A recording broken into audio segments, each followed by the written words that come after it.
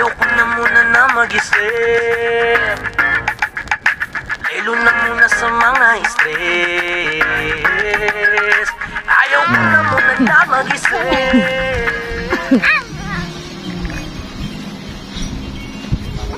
Yung mga kosa nandiyo ko sa Agkapita. Warden. Video. Oh.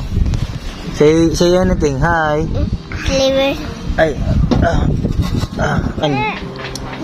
Ay, Ito yung sikat na ano eh. Si daddy na bala sa'yo. Ito yung sikat na coffee shop sa gitna ng farm. Agkapita. Ano mong tawag nila dito sa labas? Kita, the viral coffee shop. The Viral Coffee Shop. Yun yung Agkapita.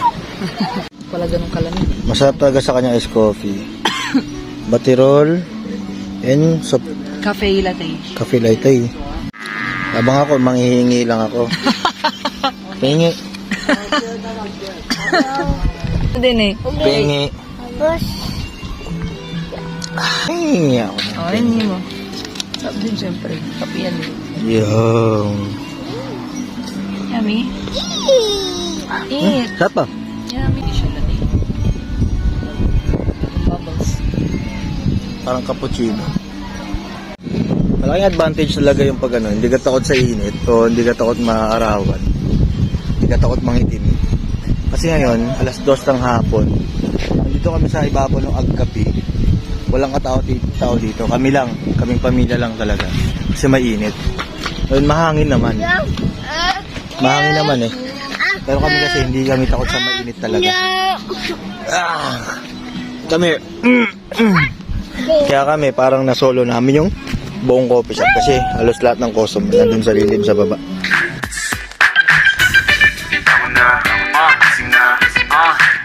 Magandang araw. Morning. Alam niyo na kung sino to. Tara, sobrang gaan, nagising sa panaginip. Dinuduyan ka sa ulap kada. Check, check.